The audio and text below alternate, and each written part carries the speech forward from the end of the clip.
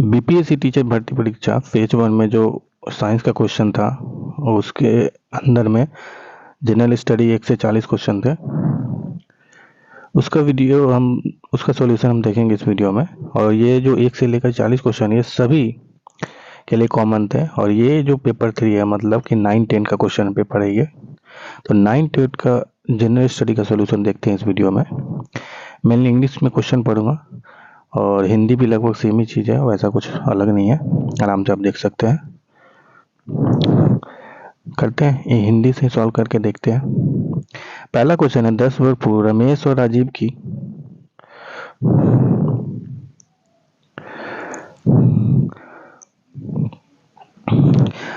की आयु का अनुपात 1.30 था। मान लीजिए रमेश का आर और राजीव का दोनों का नाम आर से ही है, तो रमेश को आर ए लिख देते हैं और इसको आर जे लिख देते हैं कि आयु का अनुपात है 1/3। ये छोड़िए, रमेश का एक्स मान लेते हैं और इसका वाई मान देते, तो x/y 10 वर्ष पूर्व मतलब वर्तमान आयु एक्स मान रहा है और वर्तमान आयु राजीव की वाई मान रहा है, क्योंकि हर हमेशा वर्तमान आयु में पूछता है, ठीक ना, इसीलिए वर्तमान आयु माना कीजिए नॉर्मली। तो एक्स और वाई है, तो हमें बोल रखा है 10 वर्ष पूर्व अनुपात 1/3 है। तो रमेश का 10 वर्ष उम्र कितना हो जाएगा, x-10, और ऐसे ही राजीव का हो जाएगा y-10, 10 वर्ष पूर्व आयु हो जाएगी। इस दोनों का अनुपात है 1/3। तो यहाँ से सॉल्व करने से क्या आ जाएगा, 3x - 30 इक्वल टू y-10। तो 3x - y इक्वल टू 20। इससे आ गया 3x - y इक्वल टू 20 आ जाएगा, ठीक। अब बोल रखा है आज से 5 वर्ष पश्चात यह अनुपात 2/3 हो जाएगा। तो x + 5 y + 5 कितना हो जाएगा, 2/3, ठीक। तो वर्तमान में उनकी आयु का अनुपात कितना है, हमें ये निकालना है। तो इसको कीजिए सॉल्व। तो ये आ जाएगा 3x + 15 इक्वल टू 2y + 10। तो ये आ जाएगा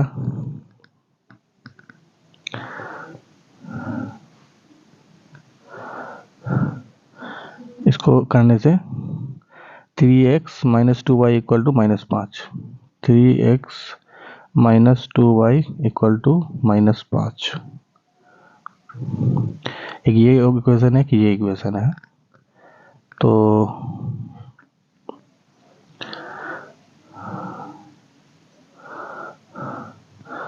three x minus y equal to 20, 3x - 2y equal to -5।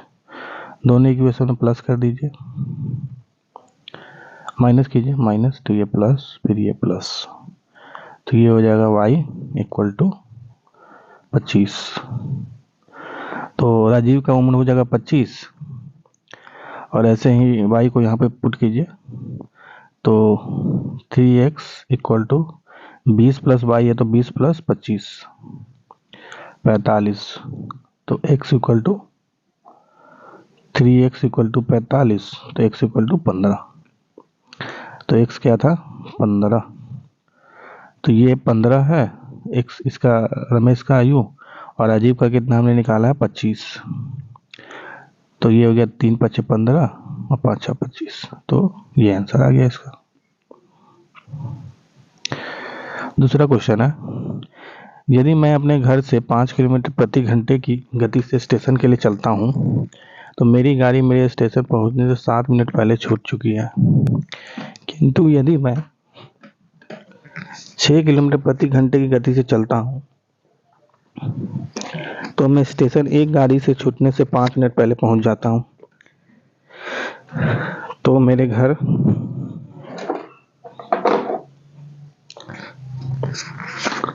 और स्टेशन के बीच की दूरी क्या है। डिस्टेंस d है और स्पीड देखिए 5 किलोमीटर है और नॉर्मल टाइम कितना था t। पर ये इस बार कितना ले रहा है नॉर्मल टाइम, और 7 मिनट पहले छूट चुकी है।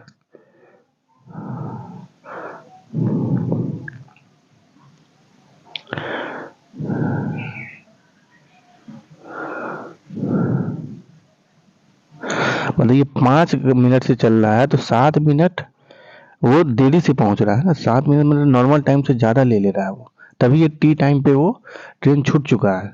मतलब टी टाइम पे ट्रेन छूट चुका है, पर वो पहुंचा कितना, T+7 टाइम पे पहुंचा, T+7 मिनट में पहुंचा वो, है ना।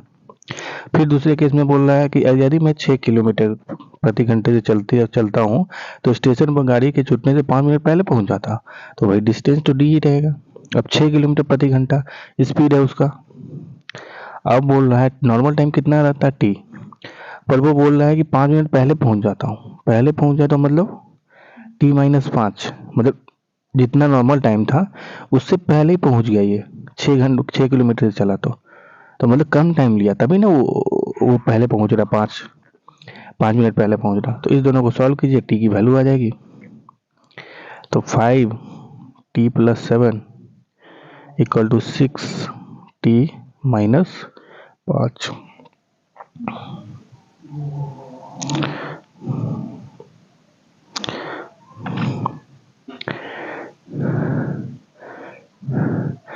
टी आ जाएगा 65 और आपको निकालना क्या है, डिस्टेंस।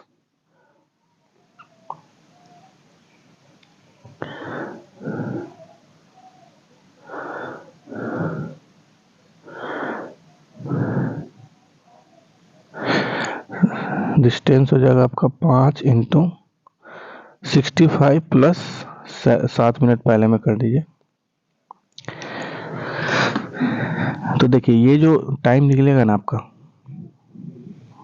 मिनट में निकलेगा। ये स्पीड किलोमीटर प्रति घंटा में था, तो इसको आप पहले 72 और ये इसको घंटा में डिवाइड कीजिए।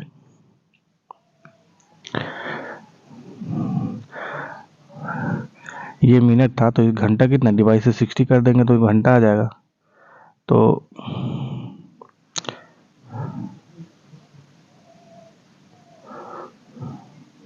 60/, 12×5 = 60 और 12×6 = 72। डिस्टेंस कितना, 6 किलोमीटर आ जाएगा आपका। तो इसका आंसर 2 हो जाएगा। तीसरा क्वेश्चन है, पी और क्यू की औसत मासिक आय 50 है रुपए, 5050 रुपए है। क्यू और आर की औसत मासिक आय इतना है। पी और आर की औसत मासिक आय इतना है, तो पी की मासिक आय कितना है। देखिए पी प्लस क्यू का औसत मासिक आय दिया, मतलब P+Q बट्टा दो इक्वल टू 5050। तो कहने के बाद यहाँ पे हम बट्टा 2 को हटा देते हैं और सीधा लिख देते हैं 2 × 5050। औसत मतलब किसी दो नंबर का औसत क्या होता है, 2 नंबर डिवाइडेड बाय 2। ऐसे ही Q प्लस R का औसत हो जाएगा क्या, Q प्लस R हो जाएगा 2 × 6250। ऐसे ही P प्लस R क्या हो जाएगा, 2 × 5200। तो सबको ऐड कीजिए तो क्या आ जाएगा, 2 × P+Q+R, ये आ जाएगा 2, यहाँ भी कॉमन लीजिए, 2 × ये आ जाएगा 16500, है ना। तो 2 से 2 कट गया, तो P+Q+R आ जाएगा 16500। Q प्लस R कितना देखा है, 2 × 6250।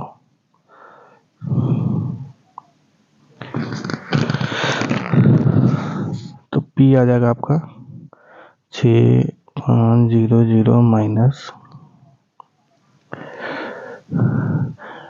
00512, तो 4 आ जाएगा, 4000। तो P हो गया आपका 4000। तो ये आंसर है सी। चौथा क्वेश्चन है, यदि P का 30% और Q के 40% में जोड़ दिया जाए तो वह Q का 80% हो जाता है। तदनुसार Q P का कितना प्रतिशत है। Q P का कितना प्रतिशत मतलब समझ में आना चाहिए, Q/P × 100 होना चाहिए। ये चीज आपको निकालना है ना।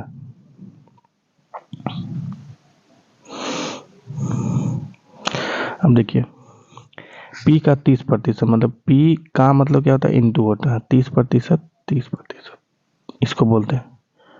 क्यू के 40% में जोड़ दिया जाए, तो ये जोड़ दिया जाए किसमें, क्यू के 40, क्यू इंटू 40%, तो क्या हो जाता है, तो वह क्यू का 80% हो जाता है, क्यू इंटू 80% हो जाता है। तो यहाँ पर रिलेशन निकाल लीजिए।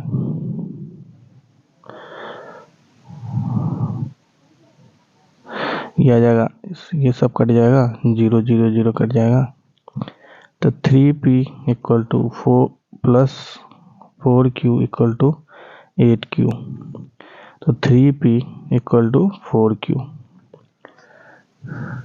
और आपको क्या निकालना था, आपको क्या आ गया, 3p इक्वल टू 4q, आपको निकालना था q बाई p इंटू 100।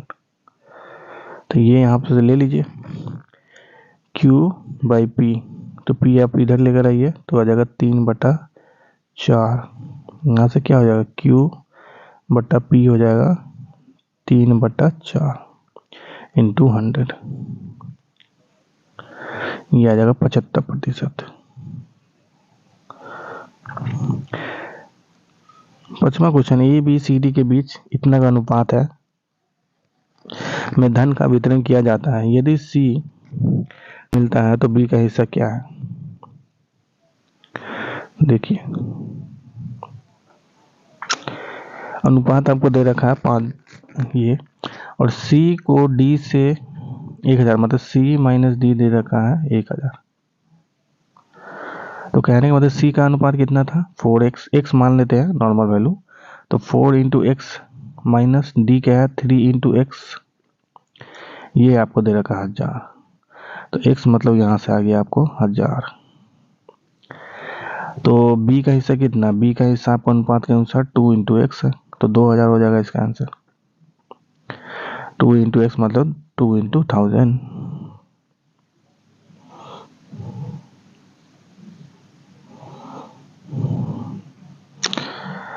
छठा क्वेश्चन है, एक दुकानदार एक घड़ी बेचते समय बिक्री मूल्य पर 5% की छूट देता है ना।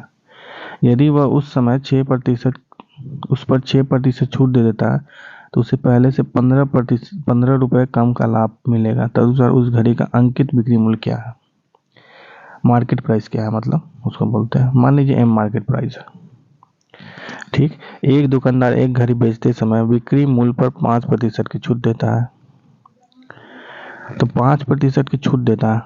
ठीक, तो मतलब अब कितना बिक्री मूल्य, इसका 95% है ना, तो मतलब बेचता कितना, 95%।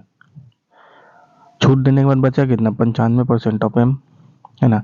5% छोड़ दिया, बचा 95% ऑफ एम। माइनस करेंगे, वो 6% की छूट दे देता है। जब 6% की छूट देगा तो बेचा बाकी में कितना, 94% पे, 94% मार्केट प्राइस जितना था उसका 94% पे बेचा है। तो यही बोल रहा है कि दोनों केस में 15% कम, 15 रुपये कम मिलेगा। जब ज़्यादा छूट दे देगा, जैसे ये केस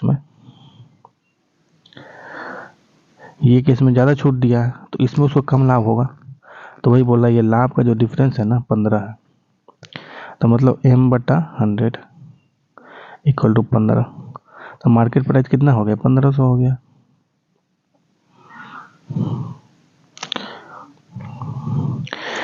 तीन संख्या है 3/3:4:5 के अनुपात में है, तो उनमें सबसे बड़ी और सबसे छोटी संख्याओं का योग दूसरी संख्या तथा 52 के योग के बराबर है। तदनुसार सबसे छोटी संख्या कौन सी है। मान लीजिए 3 4 5, 3x 4x 5x, 3 नंबर है, 3x 4x और 5x 3 नंबर है। उनमें सबसे बड़ी एवं सबसे छोटी संख्याओं का योग दूसरी संख्या तथा 52 के योग के बराबर है। उनमें सबसे बड़ी और सबसे छोटी संख्याओं का योग, उनमें सबसे बड़ी क्या है 5x, और सबसे छोटी कौन है 3x, इस दोनों का योग मतलब प्लस दूसरी संख्या 4x प्लस 52 के बराबर है। ठीक, तो मतलब ये कितना 8x है, 4x है, तो 8x minus 4x equal to 4x equal to 52। इससे x की वैल्यू आ जाती है आपको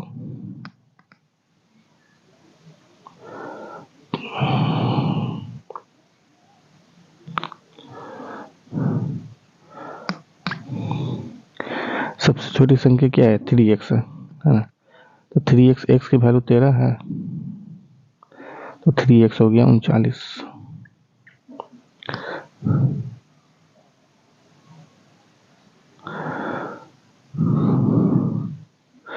ये क्वेश्चन है 8वां। यदि ये है तो n का मान निकालना है आपको। देखिए जब 1/a हो a की पावर n हो, इसको तो a की पावर -n लिख सकते ऊपर आने पे। अगर इसको आप ऊपर ले जा रहे हैं तो a/-n लिख सकते हैं ऐसे। ये पता होना चाहिए आपको। तो ऐसे ही देखिए 2 की पावर 2n-1 है, नीचे है 8 की पावर n-3 ना, तो उसको हम कर देते हैं 8 की पावर -n-3। ठीक, और 8 अपने आप में क्या है 2 की पावर 3 है, फिर इसका पावर है -n+3 हो जाएगा। ये इसको सॉल्व कर दीजिए तो ये हो जाएगा। और एक और होता है प्रॉपर्टी a की पावर x की पावर y होता है a की पावर x इंटू y हो जाता है। तो ऐसे 3 इंटू -n3 हो जाएगा। ये मतलब 2 की पावर -3n+9 हो जाएगा। अब 2 नीचे भी है, इधर भी 2 है, तो दोनों का पावर कंपेरिजन कर दीजिए।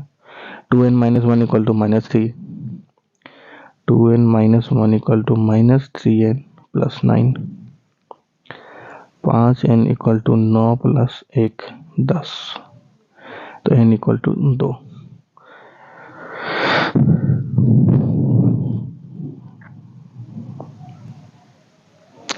नवा क्वेश्चन, निम्नलिखित में से कौन सा फोटो इलेक्ट्रिक उपकरण डिजिटल अनुप्रयोगों के लिए सबसे उपयुक्त है। तो ये फोटोवोल्टेइक सेल होता है ना, ये आपका डिजिटल चीज़ों के लिए काफ़ी यूज होता है। 10वां क्वेश्चन है, किसी विखंडनीय द्रव का क्रांतिक द्रव्यमान क्या होगा। तो वही है मिनिमम मास चेन रिएक्शन के लिए, है ना। जो श्रृंखला अभिक्रिया है, चेन रिएक्शन है, उसके लिए सबसे कम जो द्रव्यमान होगा, मिनिमम मास होगा, उसी को बोलते हैं क्रिटिकल मास। 11वां क्वेश्चन है, फलों को जबरदस्ती पकाने के लिए, मतलब आर्टिफिशियल तरीके से पकाने के लिए निम्नलिखित में से किस गैस का उपयोग किया जाता है। वो इथाइलिन है, एथिलीन है। 12वां क्वेश्चन, निम्नलिखित में से किसकी ऑक्टेन संख्या 0 है। तो देखिए ऑक्टेन संख्या जो 0 होगी ना, ऑक्टेन संख्या किसके लिए पहले निकाला जाता है, ये पेट्रोल के लिए निकाला जाता है ना। सीटेन संख्या डीजल में होता है, मतलब इम्पोर्टेंट, मतलब जितना ज़्यादा ऑक्टेन संख्या या जितना ज़्यादा सीटेन संख्या उतना कम उसमें नॉकिंग, मतलब आवाज़ कम आएगा उस गाड़ी से। तो ये किसी भी पेट्रोल या डीजल के लिए इम्पोर्टेंट नंबर होता है। उससे आप जान सकते हैं कि ये आप गाड़ी में डलवा रहे हैं तो कितना आवाज़ करेगा, नॉकिंग आएगा, है ना। तो जो क्या बोल रखा है, ऑक्टेन 0 जो होता है ना, 0 होता है हेप्टेन का। हेप्टेन का 0 होता है 0, है ना। तो बैड नंबर सबसे ज़्यादा उसमें नॉकिंग होगा। और 100 होता है ऑक्टेन संख्या आपका आइसो ऑक्टेन का, जिसमें सबसे कम नॉकिंग आएगा, जो कि हमारे लिए बहुत अच्छा है। मतलब जितना ज़्यादा ऑक्टेन संख्या उतना अच्छा चीज़, है ना, उतना अच्छा हमारे लिए। और सीटेन टैंक संख्या डीजल के लिए होता है, याद रखिए। 13वां क्वेश्चन है, एडिबल पार्ट ऑफ लीची, एडिल बोलते हैं उसको। लीची का खाने वाला भाग क्या होता है, उसको एडिल बोला जाता है। 14वां क्वेश्चन है, आवरणिक ऑक्सीजन का पत्तियों से निकलना कौन सी भौतिक क्रिया होती है। जो ऑक्सीजन है, जो आपकी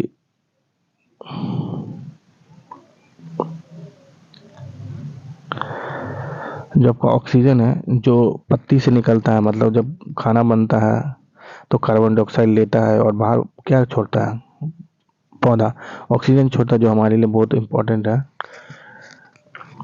तो जो ऑक्सीजन का निकलता है उसी को बोला जाता है विसरण, डिफ्यूजन बोलते हैं उसको। और वाष्पोत्सर्जन मतलब ट्रांसपीरेशन बोला जाता है, जो पानी लिया है ना, पानी जो बचा है बहुत सारा जो अंदर में है तो वो बाहर जाएगा ना, पत्ता से चाहे कहीं से, पेड़ से, उसको बोला जाता है वाष्पोत्सर्जन, ट्रांसपीरेशन। मतलब विसर्जन होता है गैस से रिलेटेड, मतलब ऑक्सीजन से रिलेटेड, और ये होता है आपका पानी से रिलेटेड। 15वां क्वेश्चन है, किसी गुणसूत्र पर जीनों की अपेक्षिक स्थिति ज्ञात करने की प्रक्रिया कहलाती है आपके जीन मानचित्रण, है ना। मतलब दो जीन के बीच का रिलेटिव लोकेशन क्या होगा, इस प्रक्रिया को जो किस तरीके से हम नापते हैं, जीन मैपिंग की तरह। 16वां क्वेश्चन है, बायोफ्राइट में बीजाणु मातृ कोशिका होती है। स्पोर मदर सेल ब्रायोफाइट में होता है, वो द्विगुणित होता है, मतलब डिप्लॉयड होता है। इसमें क्या होता है, दो सेट ऑफ क्रोमोसोम होंगे, एक आएगा मेल से एक आएगा फीमेल से, मतलब दो पेरेंट से, कभी एक भी हो सकता है, एक ही तरह के हो सकते हैं, मतलब दो पेरेंट होंगे, उसमें से एक एक क्रोमोसोम आएगा, तो इसी को बोला जाता है डिप्लॉयड या द्विगुणित। 17वां क्वेश्चन है, भारतीय सरकार द्वारा पर्यावरण और वन की सुरक्षा के लिए किस वर्ष एनजीटी नेशनल ग्रीन ट्रिब्यूनल की स्थापना की गई थी? तो वो 2010 में किया गया था। तो इसके हेड जो होते हैं ना, रिटायर्ड जज होते हैं, उनको हेड बनाया जाता है इसमें, एनजीटी में, नेशनल ग्रीन ट्रिब्यूनल में। 18वां क्वेश्चन है, विश्व भारत के किस शहर में ने सबसे पहले पानी के नीचे मेट्रो की शुरुआत की? तो वो कोलकाता में हुआ है, जो कि ऑप्शन में नहीं है, तो इसका आंसर ई है। 19वां क्वेश्चन है, भारत की G20 अध्यक्षता में पर्यटन कार्य समूह की बैठक कहाँ हुई थी? तो श्रीनगर जम्मू कश्मीर में हुआ था, इसको लेकर बहुत बवाल हुआ था, तो ये याद रख सकते हैं। अब मेन हुआ कहाँ है, मेन हुआ आपका दिल्ली में।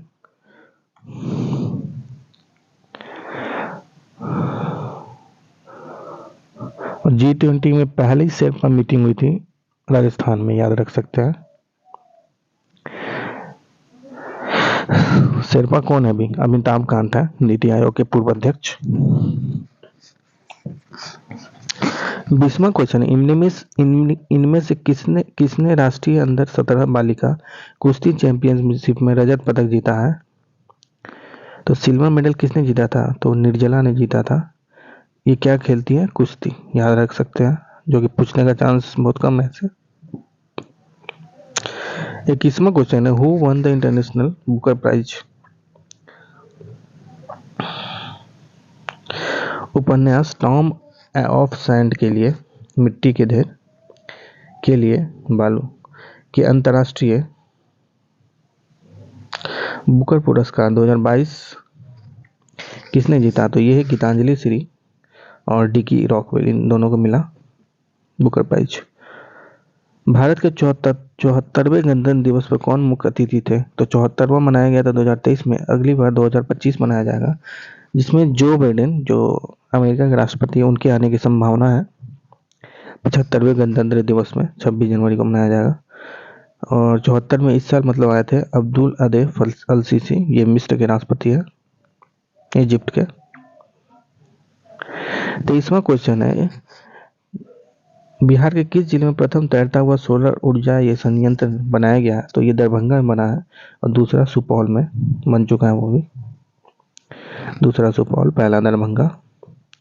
24वां क्वेश्चन है, बिहार में निम्नलिखित में से किसे जीआई टैग मिला है? तो मगही पाइन को मिल चुका है जीआई टैग, और अभी जला मिर्चा मतलब लाल मिर्चा कुछ ऐसे करके है, उसको भी मिला है, बहुत ही इधर ही पूर्वी या पश्चिम चंपारण का वो मिर्चा, पश्चिम चंपारण का शायद मिर्चा, याद रख सकते हैं आप। कोई मिर्च करके कोई ऑप्शन आएगा तो आप मार सकते हैं। तो 4 पंजाब का मैदान, कंकर, तो कंकर आप याद कर सकते हैं, बांगर है, उसके अलावा आप ज़्यादा दिमाग मत लगाइए। बी का 3 है, इसी से आपको पकड़ सकते हैं। मतलब ऐसे ऑप्शन, ऐसे क्वेश्चन के लिए कुछ थोड़ा सा जान के रखिए, थोड़ा सा नॉलेज होना चाहिए, बहुत ज़्यादा नहीं। कंकर बांगर में होता है, ये आप पढ़ते हैं, बेसिक ज्योग्राफी भी पढ़ते तो ये आपको आता होगा।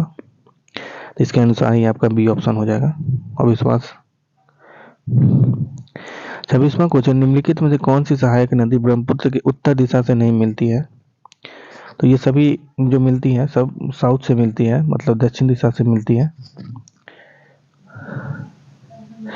मानस, और मानस नेशनल पार्क मतलब मानस राष्ट्रीय उद्यान भी है वहाँ पर, याद रख सकते हैं। मानस राष्ट्रीय उद्यान जो है ना, भूटान में भी है, मतलब सेम ही नाम एक ही है।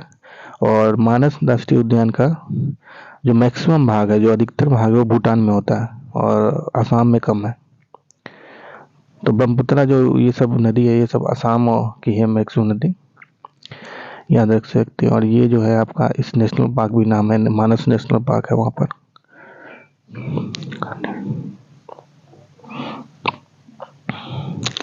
27वां क्वेश्चन है, लिखा पानी हिमनद भारत के निम्नलिखित में से किस राज्य में स्थित है? तो ये अरुणाचल प्रदेश में है।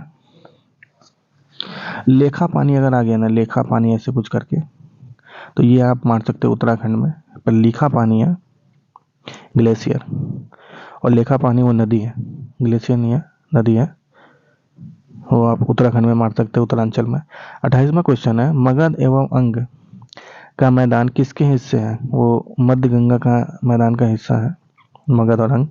क्योंकि आप देख सकते हैं भारत का जो मैप है, यहाँ पे बिहार है, यहाँ पे उत्तराखंड और यूपी है, और यहाँ पे बंगाल है। तो मगध उगध कहाँ आएगा? हमारे बिहार में आता है क्षेत्र, वो मगध और अंग यहाँ पे आते हैं। मगध कहाँ? ये आपका पाटलिपुत्र मतलब पटना के साइड का, और अंग है आपका भागलपुर साइड का जगह है, ये अंग भागलपुर मुंगेर साइड का है। तो ये दोनों जगह जो है ना, ये बिहार में आ जाएंगे। तो आप देखिए, गंगा इधर से उत्तराखंड से होके बंगाल खा में जाके गिरती है, तो पूरा लगभग बीच में आ रहा है। आप देख सकते हैं, थोड़ा सा दिमाग लगा के पता कर चल जाएगा कि मध्य गंगा का मैदान है। 29वां क्वेश्चन है, जल प्रपात और नदी में के निम्नलिखित जोड़ों में से कौन सा जोड़ा सही सुमेलित नहीं है? तो आप देख सकते हैं, जोग जो है ना, जोग कर्नाटक शरावती है, ये सही है, जो कि कर्नाटक में है। कपिल धारा है, वो कावेरी पे नहीं है, नर्मदा रिवर पे है, नर्मदा रिवर पे है, जो कि कहाँ नर्मदा रिवर बहती है? मध्य प्रदेश में बहती है। धुआंधार भी आपका नर्मदा पे ही है, और कहाँ है? मध्य प्रदेश में। तो ये दोनों गलत है, तो इसका आंसर डी हो जाएगा। 30वां क्वेश्चन है, भारत के निम्नलिखित बंदरगाहों को उत्तर से दक्षिण दिशा में करना है। तो देखिए, पट्टनम करके जो मोस्टली आता है ना, यह आपका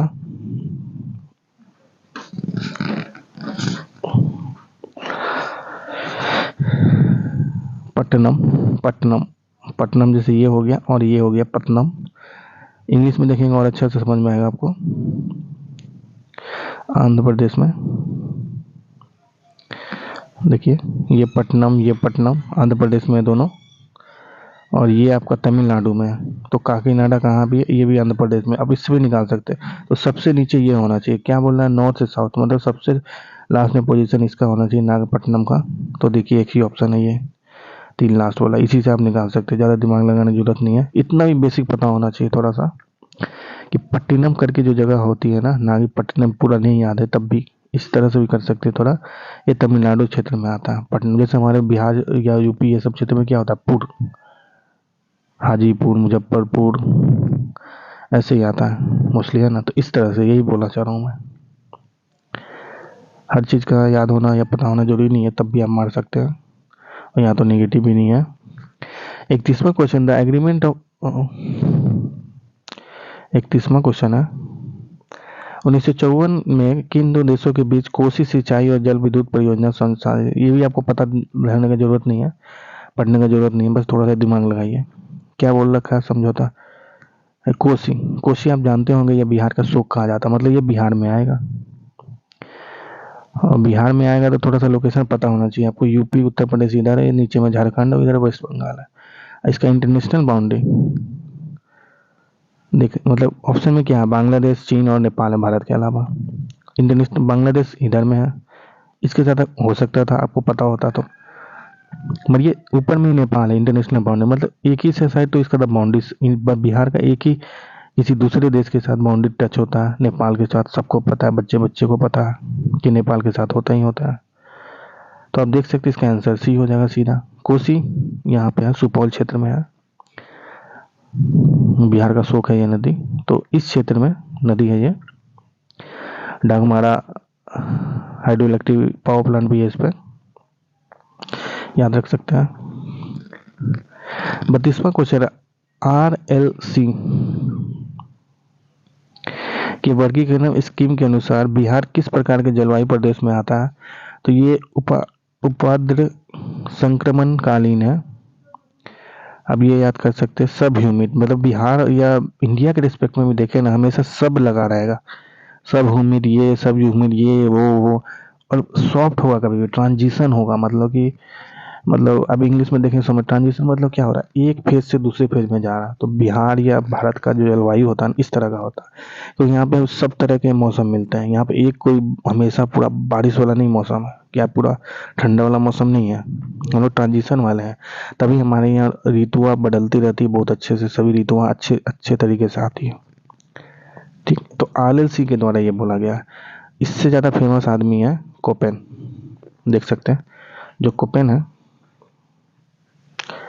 इन्होंने बिहार के जलवायु को सब ट्रॉपिकल मानसून बोला है। देखिए यहाँ भी सब आ गया, सब ट्रॉपिकल मानसून, यहाँ पे ट्रांजिशन है, ये ट्रॉपिकल मानसून है ना, जहाँ पे ड्राई है, थोड़ा सा ड्राई है, हॉट समर होता है, विंटर सूखा होता है। और ये सबसे इम्पोर्टेंट ये है, CWA बोला जाता है बिहार के जलवायु को, किसके द्वारा?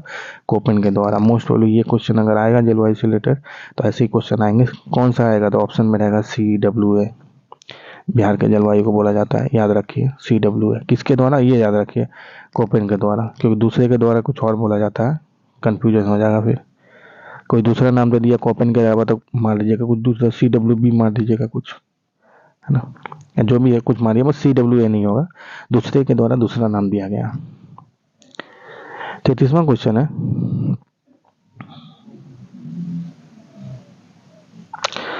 भारत राष्ट्रीय कांग्रेस अधिवेशन में पूर्ण स्वराज का सिद्धांत गृहीत हुआ है। तो पूर्ण स्वराज का जो बात किया गया था पहली बार, लाहौर सेशन हुआ था, जिसके जवाहरलाल नेहरू हेड थे, प्रेसिडेंट थे, 1929 में, है ना, लाहौर सेशन अधिवेशन हुआ था। तो इसमें यही हुआ था, पूर्ण स्वराज मतलब पूरी तरह से हम आज़ाद हो चुके हैं। और 26 जनवरी से हर एक साल मनाया जाएगा ये स्वाधीनता दिवस। और इसी वक्त ये, इसी के बाद 31 दिसंबर को 1929, 31 दिसंबर, रवि नदी के बगल में, रवि नदी है कहाँ पे? पंजाब जो बोलते हैं ना, तो इसी पंजाब में एक नदी आती है, पंजाब मतलब 5 नदी का प्रदेश, तो 5 नदी में एक नदी है रवि, तो वही रवि है वहाँ पे नदी एक। उसी नदी के किनारे पहली बार भारत, मतलब जवाहरलाल नेहरू ने झंडा फहराया था भारत का। तो इस सभी से रिलेटेड बहुत इंपॉर्टेंट पॉइंट होता है जो आता रहता है। पूर्ण स्वराज किसने दिया? मेन आपका जवाहरलाल नेहरू। लाहौर सेशन में ये डिसाइड किया गया। नदी कौन सी थी? रवि। 3 पॉइंट इंपॉर्टेंट हो गया, यही 3 पॉइंट मेन इंपॉर्टेंट है। और हेड कौन थे उससे? जवाहरलाल नेहरू, ये भी याद रख सकते हैं। 34वां क्वेश्चन है, पंजाब में कूका आंदोलन का प्रारंभिक उद्देश्य क्या था? तो सिख धर्म को परिष्कृत करना, मतलब प्यूरिफाई करना सिख धर्म में। तो कूका आंदोलन सिख धर्म है, तो मतलब कूका आंदोलन किधर हुआ? पंजाब के साइड में हुआ था ये। एक कुकी आंदोलन, कुकी, ये कुकी नॉर्थ ईस्ट में पाया जाता है, नॉर्थ ईस्ट क्षेत्र में है। तो ये आप इधर में बोल सकते हैं, नॉर्थ ईस्ट में बोल दीजिए। असम आ गया तो असम मार दीजिए, नागालैंड आ गया तो नागालैंड मार दीजिए, इसी ये मणिपुर आ गया तो मणिपुर, इसी क्षेत्रों में पाया जाता है, कुकी प्रजाति पाई जाती है। तो कुका आंदोलन है, सिख धर्म को प्यूरिफाई करने के लिए था ये। तो इसके हेड कौन थे? किस आदमी ने स्टार्ट किया था? वो राम सिंह, भगवान राम सिंह, इन्होंने स्टार्ट किया था कुका आंदोलन।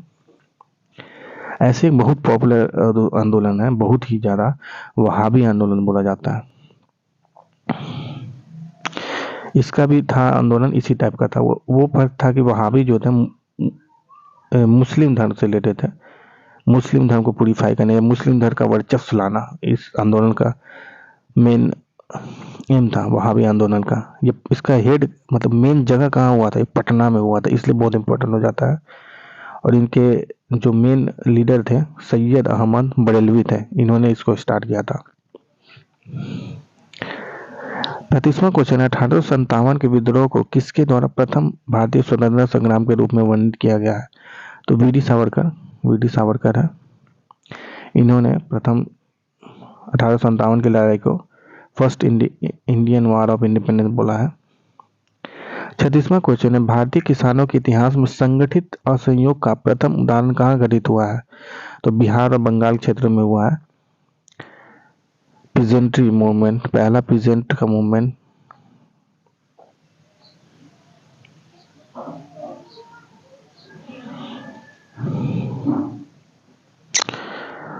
सैंतीसवां क्वेश्चन है, वर्ष 1946 में बनी अंतरिम सरकार में डॉक्टर राजेंद्र प्रसाद के पास कौन सा विभाग था? तो ये खाद्य और कृषि था, मतलब फूड एंड एग्रीकल्चर। और इसी में अंतरिम सरकार बनी थी, इसी में लेबर मतलब कि लेबर के जो थे मेन, वो जगजीवन राम थे, जो कि बाद में हमारे बिहार के पहले गवर्नर भी बने, राज्यपाल भी बने थे, जगजीवन राम वो थे लेबर मिनिस्टर। मतलब ये दो आदमी बिहार की तरफ से थे, राजेंद्र प्रसाद और जगजीवन राम। जगजीवन राम पहले राज्यपाल थे ये। और 23वां क्वेश्चन है, गांधी जी को विशेष रूप से चंपारण आने और वहां के कृषकों को दयनीय स्थिति को देखने हेतु किसने अनुरोध किया था? राजकुमार शुक्ल गए थे 1916 के अधिवेशन में, लखनऊ का अधिवेशन में गए थे, मिले थे गांधी जी को। और फाइनली 1917 में गांधी जी बिहार आए थे। पहला उनका कदम बिहार में किस क्षेत्र में पड़ा था? पश्चिम चंपारण में पड़ा था। राजकुमार शुक्ल का जन्म भितिहरवा में हुआ है, पूर्वी चंपारण भितिहरवा। मुस्लिम लीग द्वारा किस तिथि को मुक्ति दिवस मनाया गया था? तो 22 दिसंबर 1939 को मुक्ति दिवस मनाया गया था। क्योंकि हुआ क्या था, तो 1935 में गवर्नमेंट ऑफ इंडिया एक्ट आया था, भारत सरकार अधिनियम 1935। उसके अनुसार 1935 के अनुसार 1937 में जाके इलेक्शन हुआ था। तो उसके प्राइम मिनिस्टर में, उसके प्राइम आज़ादी से पहले जो बनते थे राज्यों के, वो उनको प्राइम मिनिस्टर बोला जाता था, चीफ मिनिस्टर आज की तरह नहीं बोला। 1937 में कांग्रेस ने जीत लिया इलेक्शन, पर बना था नॉन कांग्रेस, मतलब इंडिपेंडेंट आदमी था वो, मोहम्मद यूनुस खान बना था, मोहम्मद यूनुस खान, वो बना था प्रेसिडेंट। और उसके कुछ दिन बाद जाके जुलाई में जाके श्री कृष्ण सिंह के नेतृत्व में कांग्रेस की सरकार बनी थी। कहाँ पे? बिहार की बात कर रहा हूँ, बिहार में बनी थी 1937 में। और ये जो सरकार 1937 में बनी थी, वो 22 अक्टूबर 1939 को रिजाइन मार दी। क्यों मार दी? क्योंकि लॉर्ड लिलिंथरो LLLL उस समय था भारत का गवर्नर, ठीक ना, हर जगह गवर्नर, वाइसरॉय था उसमें, वाइसरॉय बोला करते थे। 1958 के बाद वाइसरॉय का पोस्ट आ गया था, गवर्नर का नहीं आता। गवर्नर तो लिविंगस्टन ने बोल दिया था 1939 में, जो वर्ल्ड वॉर शुरू हुई थी, जो कि 1945 तक चली थी, तो 1939 में बोला लिविंगस्टन ने, बिना कांग्रेस से पूछे कि भाई सब इंडियन लोग भी पार्टिसिपेट करेंगे किसमें? वर्ल्ड वॉर में। ये कांग्रेस लोगों को बहुत खराब लगा और जाके 22 अक्टूबर 1939 को ये सरकार ने रिजाइन मार दिया। तो ये इससे खुशी हुआ किसको? मुस्लिम लीग को। तब जाके उस मुस्लिम लीग ने 22 दिसंबर 1939 को मुक्ति दिवस मनाया था। और यहाँ मुक्ति का मतलब समझ रहे हैं कि मुस्लिम लीग को किससे मुक्ति मिली? या कांग्रेस लोगों से मुक्ति मिली, हिंदू लोग से।